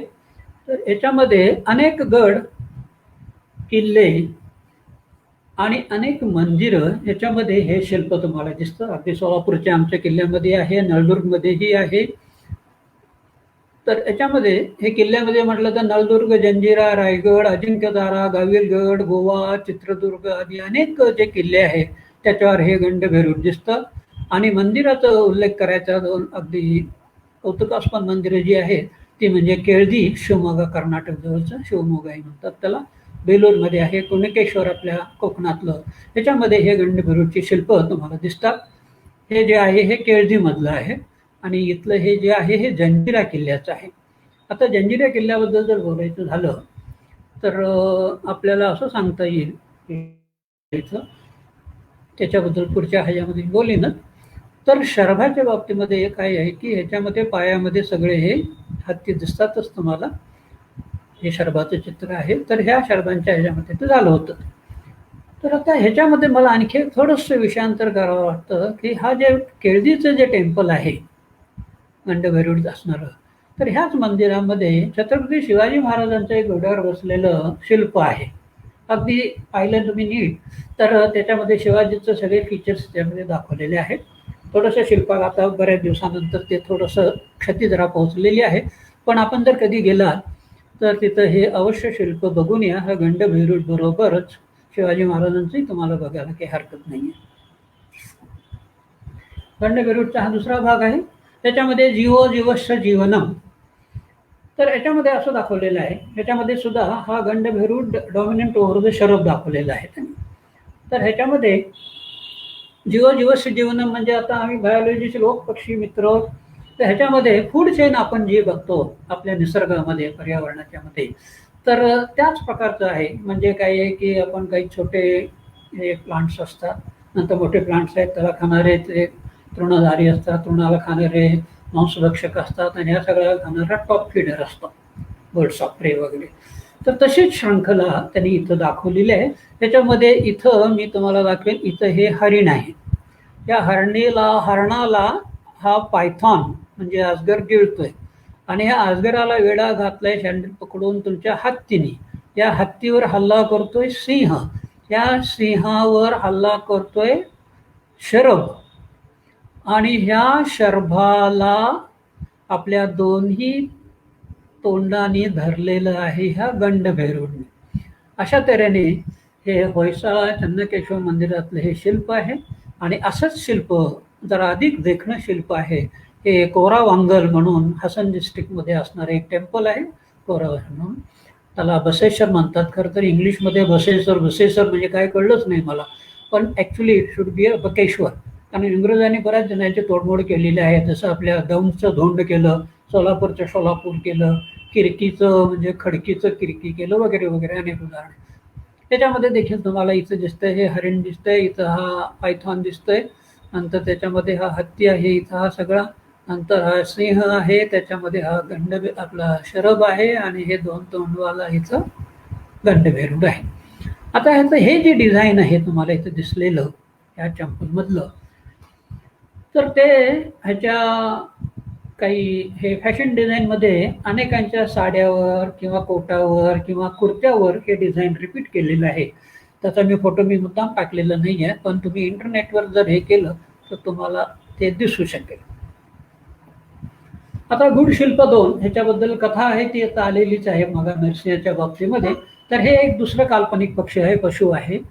तर पक्षी आणि सिंह तोंड अशा तऱ्हेने हा शरभ सिंहमुखी तीक्ष्ण नखा असणारा 4 आणि 8 पायाचा. कारण काही ठिकाणी 4 पायाचा दाखवलेला आहे, तर काही ठिकाणी तो 8 पायाचा दाखवलेला आहे. पंख त्याला 2 आहेत, काही शरभांना पंखही दाखवलेले नाही आहेत. ते असं व्हेरिएशन करत गेलेत बऱ्याच ठिकाणी, काही ठिकाणी. तर असा हा अकराळ विक्राळ महाशक्तिमान प्राणी म्हणून मानला गेलेला आहे. या शिल्पातून शेपटी, पाय, तोंड यामध्ये हत्ती पकडलेले दिसतात, तेही आपण पाहिलं. बघा, शरभ शिल्प आतापर्यंत 19 प्रकारचे, ज्यामध्ये म्हणजे मी आता जे तुम्हाला सांगितलं की काही पंखवाले आहेत, काही बिनपंखाचे आहेत, काही नुसतं हत्तीच्या जवळ उभारलेलं आहे, त्याच्यावर अटॅक केलेलं नाही, त्यांना पकडलेलं नाही. काहींनी 6 हत्ती पकडलेत म्हणून त्याला 6 हत्तीवाला गजब म्हटलेला आहे. काहींच्या ह्याच्यात पायात 5 आहेत, काहींच्यामध्ये 3 आहेत, त्याप्रमाणे त्यांना नावं दिलेली आहेत. तर अशा तऱ्हेने ती म्हणजे अनेक प्रकारची आत्तापर्यंत शरभ शिल्पे आपल्याला सापडतात. आता ही शरभ जी संकल्पना आहे ती अनेक धर्मात असावी असं वाटतं. कारण का हिंदूच्या मध्ये आत्ता आपण पाहिलंच नरसिंहाच्या कथेमध्ये ती तर रूढ आहे, सगळीकडे आहे. पण मुस्लिमांचा जो बघा मी तुम्हाला जंजिरा किल्ला दाखवला, हा जंजिरा किल्ला तर तुम्हाला माहितीच आहे की ह्याच्यावर हिंदू राजवट कधीच आलेली नाहीये. असं असताना सुद्धा हिंदूंच्या मध्ये मोठ्या प्रमाणावर प्रचलित असणारं हे चिन्ह घेतलं गेलं आहे. म्हणजे ते सुद्धा त्याच्यामध्ये थोडंफार मानत होते. त्याच्या मागे एक कथा आहे, तो एक तसा किल्लेदार होता वगैरे, त्याच्यावर त्याचा सांभाळ कोणीतरी केला वगैरे, ते काही सांगत बसत नाही, ते आपल्याला मिळू शकेल वाटतं. आणि तिसऱ्या ठिकाणी पाहायचं तर श्रीलंकसमध्ये जवळजवळ सगळे सिंहली आणि तमिळ लोक आहेत. तर त्यांचा जो राष्ट्रध्वज आहे, फ्लॅग जो आहे, नॅशनल फ्लॅग, तर त्याच्यामध्ये जे प्राणी असतो तर तो आपला शरभच आहे, आणि त्याच्या हातामध्ये खड्ग आहे, तलवार आहे. तर अशा तऱ्हेने ही कल्पना बऱ्याच ठिकाणी असावी, बऱ्याच धर्मात असावी असं मला वाटतं. शरभ निर्मितीची कार्यकथा आपण गंडभैरव खाली आलेलीच आहे. शरभाची उपासना महतीसाठी इतर उपनिषदासारखे त्याच्यावर एक रचलेलं आहे, ते म्हणजे शरभोपनिषद. तर ह्याच्यामध्ये त्याची उपासना कशी करावी, त्याचं महत्त्व काय वगैरे गोष्टी आलेल्या आहेत. आणि याशिवाय मेघदूतामध्ये कालिदासाने अनेक ठिकाणी त्याचा उल्लेख केलेला आहे, त्याचप्रमाणे भासाने केलेला आहे. तर ते मेघदूत आहे कालिदासाचं, नंतर ऋतुसंहार आहे, त्याच्यामध्ये अनेक श्लोक मिळतात. तर त्याच्यामध्ये मेघदूतातला एक जो श्लोक आहे, तर मला वाटतं 28 नंबर का 33 नंबरचा आहे तो. तर ह्याच्यामधला हा श्लोक असा आहे की ए सरंभ उत्पतन रभसा स्वांगभंग हाय तस्मिन मुक्ताध्वानं सपदी शरभा लंगयेर्भवंतम. त्याचा अर्थ काय आहे, कारण संस्कृत दिवस काल झालेला आहे, तेव्हा म्हणलं आपण एक संस्कृत श्लोक टाकायला काही हरकत नाही आहे. तर ह्याचा अर्थ असा आहे, शांताचार्यांनी फार चांगलं काव्य त्याच्यावर केलेलं आहे, ते काव्य काही मी वाचून दाखवत नाही. तर ह्याच्यामध्ये मेघदूताच्या मध्ये हे असणार आहे. तर मेघाला निरोप देऊन त्यांनी पाठवलेलं असतं. तर त्याच्यामध्ये मेघ हा ज्यावेळेला हिमालयातून जाणार असतो, तर त्यावेळेला तिथं शरभ हे प्राणी आहेत म्हणून सांगितलं जातं त्याला. तर हे शरभ ह्या मेघदूताला, ह्या दूताला, मेघाला त्रास देऊ नये यासाठी त्यांनी सांगितलं की ते तुझ्या वाटेस जातील एखाद्या वेळेस, तर अशा वेळेला ते फार जरा शक्तिमान प्राणी आहेत. तर ते जर तुझ्या वाटेला जायला लागले तर हे मेघा तू काय कर, तर तिथले हिमकण आहे, हे हिमकणाचा मोठा मारा त्यांच्या अंगावर कर, म्हणजे त्यांना ते घायल होतील आणि ते तुला त्रास न देता पळून जातील. तर असा तो श्लोक आहे. त्याच्यामध्ये अनेक श्लोक आहेत त्याच्यामध्ये. तर शरभ हे वाग्रजचं काल्पनिक संमिश्र शिल्प असून ते मंदिर, किल्ले, वाडे आणि काही विहिरीमध्ये सुद्धा दिसतं. विहीर म्हणजे तुमच्या साताऱ्याजवळ एक मोठी विहीर आहे, 12चे काहीतरी म्हणतात, त्याच्यामध्ये सुद्धा, विहिरीमध्ये सुद्धा ह्या शरभाची चित्र आहे. आणि महाराष्ट्रातल्या बहुतांश किल्ल्यावर हे शिल्प आहेत. मग आम्ही सांगितलं सोलापूरच्या किल्ल्यामध्ये सुद्धा हे मला पहिल्यांदा दिसलं होतं, आता हे आहे ते. आणि किल्ल्याची उदाहरणं द्यायची झाली तर रायगडवर आहे, मुरुडवर आहेत, 1 नाही 2 नाही 7 7 5 5 आहेत ह्या सगळ्यावर. जंजिराचं तुम्हाला दाखवलंच आहे, कर्नाळ्याला किल्ल्याला आहे, शिवनेरीला आहे, अशा अनेक किल्ल्यावर तुम्हाला हे दाखवलेलं आहे. म्हणजे त्या राजवटीचं पद्धत किंवा त्याचे शक्तिमानता वगैरे दाखवण्यासाठी ते केलेलं आहे. आणि मंदिरामध्ये आपल्या इथं बघायचं झालं तर वटेश्वर मंदिर आहे सासवडचं, त्रिभुवन आहे तंजावरचं, चन्नकेशव मंदिर सोमनाथपुराचं आहे. ही सगळी उदाहरणं आहेत त्याच्यामध्ये. आता ही शर्वाची काही उदाहरणं आहेत. ह्याच्यामध्ये ते पहा, इथं हा गंड भेरुड आहे, इथं पकडलेला आहे शर्भाने. म्हणजे काय आहे की शिव मानणारे शैव जे आहेत त्यांनी हे कोरलेलं असणार आहे. आणि त्याच्या पायामध्ये हे हत्ती आहेत. तर इथं हा हत्तीजवळ नुसतं ओवारलेला शरभ आहे, बिनपंखी, ह्याला पंख काढलेले नाही आहेत. आणि इथं हा जो आहे रायगडावर जे शिल्प आहे त्याच्यामध्ये त्याच्या 4 पायामध्ये 4 हत्ती आहेत आणि शेपटीला 1 हत्ती आहे. अशा तऱ्हेने 5 हत्ती पकडलेला हा शरभ रायगडच्या किल्ल्यावर तुम्हाला दिसेल. तिथे अनेक शिल्प आहेत, त्यामध्ये हे दिसेल. नंतर हे काही असॉर्टेड मी तुम्हाला दाखवायचा प्रयत्न करतोय. तर हा जो आहे पुथमगडी म्हणजे केरळमध्ये हे टेम्पल आहे, जैन मंदिर आहे हे.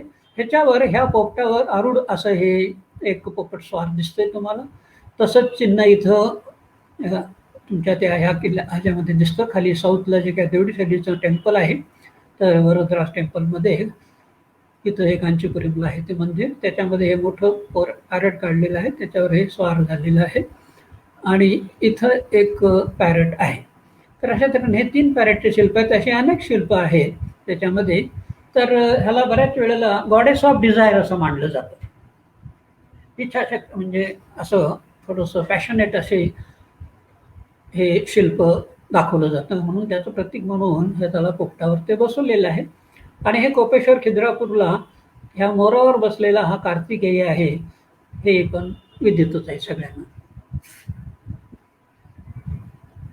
आणि आता मी सुरुवातीला बोललो होतो की आजूबाजूला जे काही पर्यावरण आहे, जे काही निसर्गसृष्टी आहे, त्यातले सगळ्यांची टिपणं करून त्याची नोंद घेऊन त्या सृष्टीला सुद्धा त्यांनी ह्याच्यामध्ये उतरून केलेलं आहे. ते चन्नकेशवा मंदिर सोमनाथपुरामधलं आहे.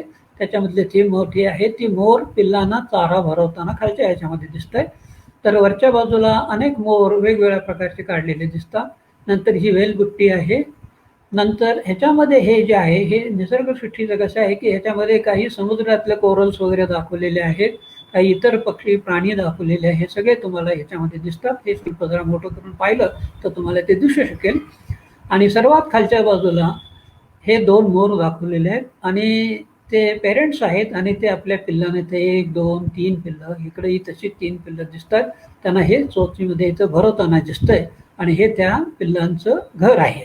त्या घरट्यातनं ही पिल्लं बाहेर येतात आणि खाऊ खाऊन पुन्हा आत जाऊन बसतात, असं हे शिल्प आहे. तर हे फार सुंदर आहे. चन्नकेशव मंदिर सोमनाथपुरामधलं आहे. म्हणजे मला तर त्या वेलूरपेक्षा सोमनाथपुराचं चन्नकेशव मंदिर हे फार आवडतं. आणि यानंतर इथपर्यंत मी केलेलं आहे. अनेक मी तुम्हाला बोललो की आत्तापर्यंत की मोठ्या प्रमाणावर हे शिल्प आहे. माझा अभ्यास करूनही मी ठेवलेला आहे. अनेक फिगर्स फोटोग्राफ्स मी कलेक्ट केलेले आहेत. पण मला असं वाटलं की माझे एक तरुण पक्षी मित्र जे आमच्या महाराष्ट्र पक्षी मित्र संमेलन महाराष्ट्र पक्षी मित्र संघटना जी आहे त्याचे सध्याचे अध्यक्ष आहेत, तर ते डॉक्टर जयंत वडदकर म्हणून ते अमरावतीला राहतात. तर त्यांनी गेल्या सरोवरामध्ये गेलो होतो मी त्या फेब्रुवारीमध्ये. तिथे एक विदर्भ पक्षी मित्र संमेलन होतं. तर त्या संमेलनामध्ये गेल्यानंतर मला त्यांनी हे बघितलं, त्यांनी हे दाखवलेलं मी पाहिलं. त्यावेळेला मी त्यांना सांगितलं की असा मी एक वेबिनार घेतोय, त्याच्यामध्ये मला हे दाखवायचं म्हणतो मी. कारण काय आहे की म्हणलं की आपण हे जे काय मंदिर शिल्प दाखवतोय लोणारच्या एका देवळातलं शिल्प सत्यशोधन मंदिरातलं, तर त्याचसमोर आपला जो ऑडियन्स असतो तो सगळा फक्त पक्षी मित्राचा असतो आणि पक्षी मित्रांना सगळं बरंचसं माहीत असतं त्यातलं. तर अशा प्रकारच्या शिल्पामधून जे अनेक पक्षी दर्शन जे होतं, म्हणजे पूर्वीच्या काळी देखील पक्षी निरीक्षण त्याची नोंद घेतली गेली होती आणि ती प्रतिबिंबित झालेल्या देवळातनं हे दुसऱ्या ग्रुपवरही आपण जरा दाखवलं तर बरं होईल. तर त्यामुळं म्हणलं अरे अवश्य करा म्हणले, आपल्याला हे जसं व्हेरिएशन मिळतंय तर मग आपल्याला काही हरकत नाही आहे. आणि त्याने अक्षरशः 10व्या मिनिटाला त्यांचं ते पॉवर पॉईंट प्रेझेंटेशन आहे, म्हणजे इथून पुढचं जे पॉवर पॉईंट प्रेझेंटेशन आहे हे सगळं डॉक्टर जयंत वडदकरांचं आहे. तत्पूर्वी लोणार सरोवराचं तुम्हाला इथं मला सांगायला पाहिजे की माझ्या लहानपणापासून माझी इच्छा होती की लोणार सरोवर करायचं. या लोणार सरोवराचं तुम्हाला माहितीच आहे की एका मोठ्या प्रचंड आकाराच्या उल्कापातातून हे झालेले विवर आहे. पृथ्वीवर अशी फार थोडी विवर आहे आणि अशा प्रकारे अश्मीद्वारे मीटरद्वारे झालेल्या ह्याच्यातून जे काही आहे त्यातला दुसरा किंवा तिसरा नंबर हे आपल्या लोणारच्या सरोवराचा लागतो. तर हे लोणार सरोवर आहे. या सरोवराच्या निर्मितीची शास्त्रीय कारणमीमांसा अलीकडच्या 200 वर्षात केली गेली असली ते भारतीय संस्कृतीमध्ये याचे महत्त्वाचे अनुषंगाने अनेक उल्लेख स्कंद पुराणापासून अनेक ग्रंथामध्ये सापडतात. त्यामुळे ते आपल्याला नवनवतं हे माहितीच होतं आपल्याला आणि त्याचं प्रतिबिंब सुद्धा अनेक ठिकाणी उठलं गेलेलं आहे. अनेक वस्तू मंदिरे निर्माण केल्या गेल्यात. त्यातली काही मंदिरं सरोवराच्या भोवताली असून अनेक मंदिरे आहेत, त्यातली 4-5 सोडली तर बाकी सगळी रुईन कंडिशनमध्ये आहेत, भग्न अवस्थेमध्ये आहे. आणि हे सरोवरापासून थोडंसं 1 किलोमीटर अंतरावर असणारं म्हणजे वर आल्यानंतर गावामध्ये हे दैत्यशोधन मंदिर आहे. तर हे सरोवर जर तुम्ही बघितलं नसेल तर अवश्य म्हणजे मी तर सांगतो की मृत्यू करण्यापूर्वी तुम्ही हे सरोवर बघितलं पाहिजे. पक्ष्यांच्या बाबतीमध्ये माझ्याकडे एक पुस्तक आहे. त्या पुस्तकाचं नाव आहे the bird watching places which you should visit before you die. तसंच मला म्हणायचं आहे की ही जी आहे लोणार सरोवर आणि त्याच्या भागाचा परिसर हा बघण्यासारखा आहे, सर्व दृष्टीने बघण्यासारखा आहे. तो बघावा. ते बघा आता हे तुमचं आहे, इथून सगळं त्या डॉक्टर जयंत वडदकरांचं आहे. प्राचीन काळातील पक्षी निरीक्षण म्हणजे त्या काळी सुद्धा पक्षी निरीक्षण केलं जायचं आणि ते शिल्पामधून ते उतरवलेलं आहे. महाराष्ट्र पक्षी मित्र ही संघटना आहे आणि ही अशी एकमेव संघटना आहे आपल्या भारत देशामध्ये जे रेग्युलरली दरवर्षी पक्षी मित्रांचे मेळावे घेते आणि त्याच्यामध्ये पक्ष्यांशी संबंधित पेपर्स वाचले जातात, काही प्रोजेक्ट घेतलेले असतात, त्याचं सादरीकरण केलं जातं. तसंच हे एक सादरीकरण ह्या विदर्भ पक्षी मित्र संमेलनामध्ये केलं गेलं. कारण काय की महाराष्ट्र पक्षी मित्र संमेलनाने ठिकठिकाणी असे संमेलन करायचं आवाहन केलं. त्याप्रमाणे कोकण पक्षी मित्र संमेलन होतं, विदर्भ पक्षी मित्र संमेलन होतं, नगर पक्षी मित्र संमेलन होतं. त्यामधलंच हे आहे. हे दैत्यशोधन मंदिर साधारण 1868च्या सुमारास ते एका इंग्रज उलगडून घेतलं. चालुक्य काळ 6वे ते 12वे शतक म्हणजे जवळजवळ 1000 वर्षाचं हे मंदिर आहे. आणि हे सगळं पांढऱ्या मातीमध्ये काढलं गेलं होतं. तर त्या इंग्रजांना ते हुडकून काढल्यामुळं केलेलं आहे. ह्याच्यामध्ये जर तुम्ही पाहिलं तर ह्या शैलीमध्ये थोडंसं कॉम्बिनेशन झालेलं आहे आणि ते अगदी नॅचरलच आहे असं म्हणायचं. कारण काय की ह्याच्यामध्ये हे थोडंसं मुस्लिम कल्ट वाटतो ह्याच्यामध्ये. कारण काय की मंदिरं राजवटी बदलत गेल्या तसंशी काही मंदिरांचं रूपांतर दुसऱ्या कशामध्ये झालं, काहींच्यामध्ये बदल केले गेले आणि काही वेळेला परकी राजवट सोडली तरी दुसरी राजवट आपल्या आल्यानंतर त्यांनी आपल्या ह्याच्या भावनेप्रमाणे मंदिराचं स्वरूप बदललं किंवा काही बदल केले गेले. तर हे जवळजवळ म्हणजे विनाशापासून वाचलं. ह्याचं म्हणजे मंदिराचं रूपांतर इतर करण्यामध्ये करायचं चाललं होतं पण ते राहिलं, वाचलं ते मंदिर. आणि त्यामुळं आपल्याला हा मोठा खजिना पाहायला मिळतोय.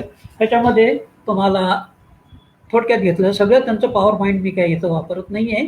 कारण काय आहे की बरंच मोठं आहे आणि इथं आपल्याला फक्त थोड्याशा शिल्पाच्या संदर्भातच काही मोजकीच उदाहरणं बघायचे.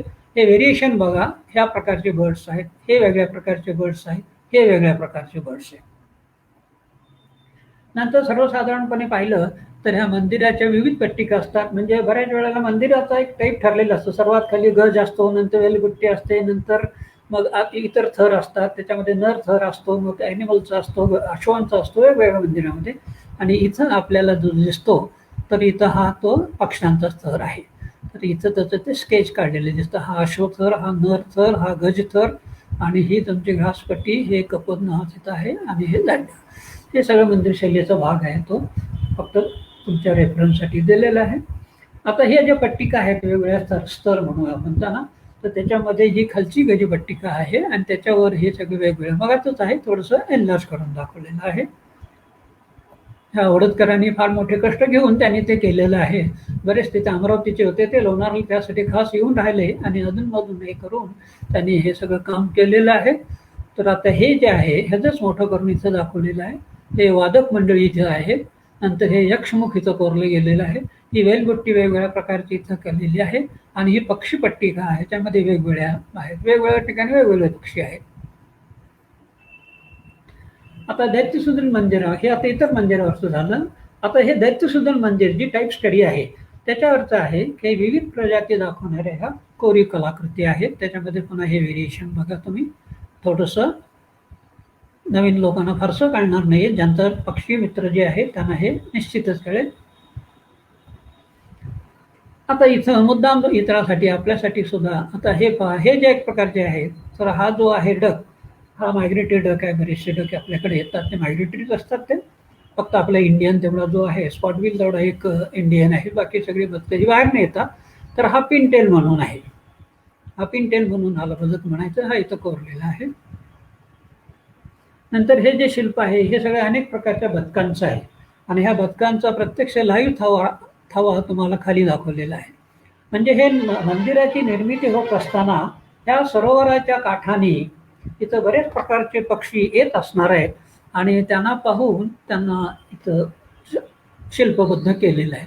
नंतर ही पानडुबी म्हणतो आपण त्याला, किंवा दापचिक म्हणतो, किंवा इंग्लिशमध्ये त्याला लिटिल ग्रेप म्हणतात. तर हे लिटिल ग्रेप आहे. प्रत्येकाचा शेप आहे, ह्याला शेपूट जवळजवळ नसल्यासारखं असतं, तर ते देखील त्यांनी अति व्यवस्थित त्याचं काढलेलं दिसतं तुम्हाला या शिल्पामध्ये. नंतर हा चक्रवाक पक्षी, म्हणजे संस्कृत महाकाव्यामध्ये ज्याचं फार मोठं प्रस्थ आहे, तर हा चक्रवाक पक्षी ज्याला आपण ब्राह्मणी डक म्हणतो, तर हा जो आहे इथं हा काढलेला आहे. तर हे शिल्प दैत्यसूदन मंदिराबद्दल चक्रवाक पक्षाचं आहे.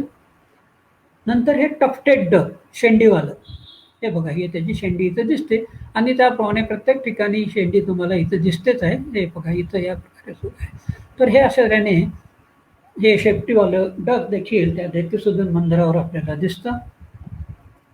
नंतर हे पुन्हा रिपीट आहे दुसऱ्या ठिकाणचं, तो पिंटेलच आहे, तर जवळचा व्ह्यू घेतलेला आहे. नंतर हे जे आहे हा एक फ्लवर आहे पक्षी, या फ्लवरचं सुद्धा ह्याच्यामध्ये इथं व्हेरिएशन दिसतं तुम्हाला. तेव्हा हे फ्लवर जातीचे पक्षी आहेत, प्लवक म्हणतो आपण त्यांना. हा पक्षी तर अगदी सगळ्यांना परिचयाचाच आहे. हा आपला फ्लेमिंगो किंवा रोहित पक्षी किंवा अग्निपंख म्हणतो. आणि हे पहा इथं त्यांचं कसं आहे, हे मान जरा लांब काढलेले आहे त्यांनी त्याच्यासारखी, आणि इथं ही जी चोच आहे ही वाकडी चोच आहे, अशी बेंड कर्व जी चोच आहे ती इतर असते, त्यामुळे दिस इज द आयडेंटिफिकेशन मार्क. तर अशा तऱ्हेने हा रोहित पक्षी, फ्लेमिंगो पक्षी या दैत्यसूदन मंदिरावर दिसतो.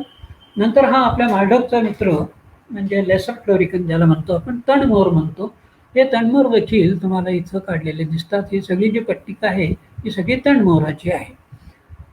हा देखील दुर्मिळ झालेला आहे, त्यालाही वाचवले पाहिजे.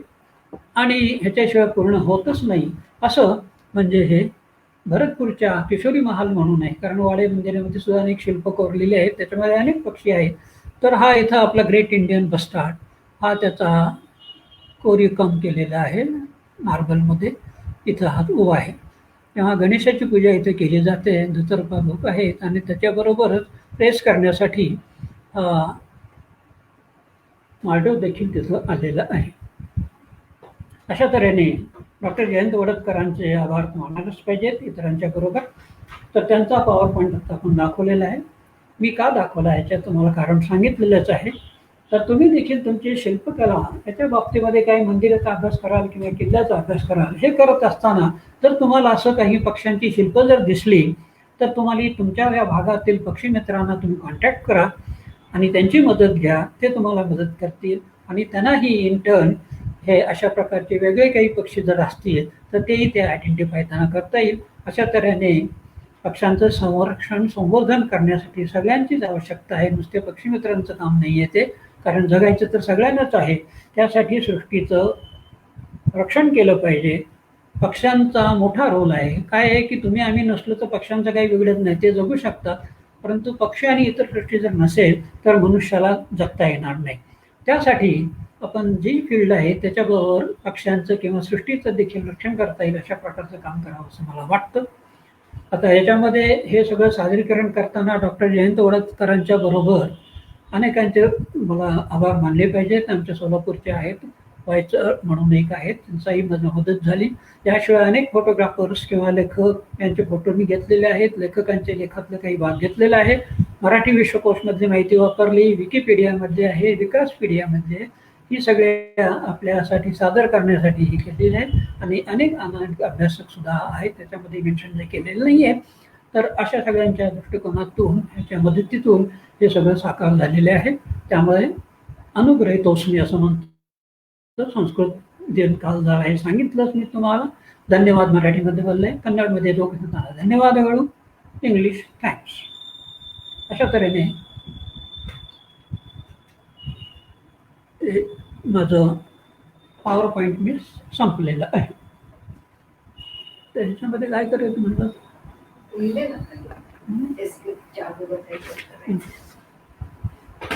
एस्केप करायचं. स्टॉप शेअरिंग म्हटलेलं त्यांनी. हां, स्टॉप शेअरिंग. धन्यवाद. आणि नंतर एस्केप. क्रोम सिलेक्ट करायचं. नमस्कार, धन्यवाद.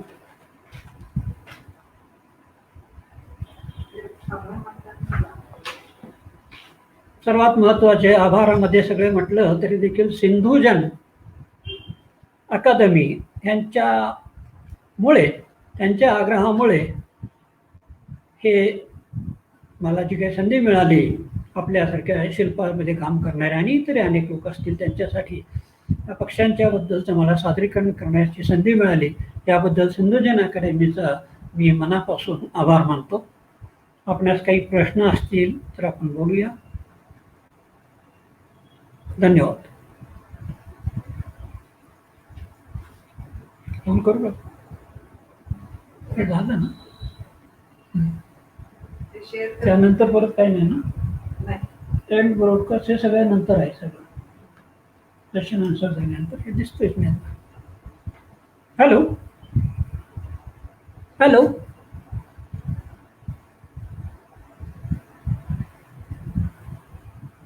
फोन करू का?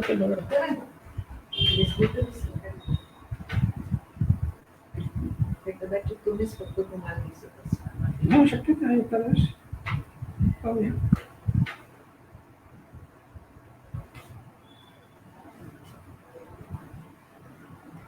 माणिकपुरी नेबास माणिकपुरी नको. हॅलो. Hello sir. हां हॅलो. प्रश्न काही दिसत नाही, तुम्ही ब्रॉडकास्ट करू शकता. बरं, ओके, धन्यवाद. ओके, अच्छा, हां, गुड नाईट. End broadcast.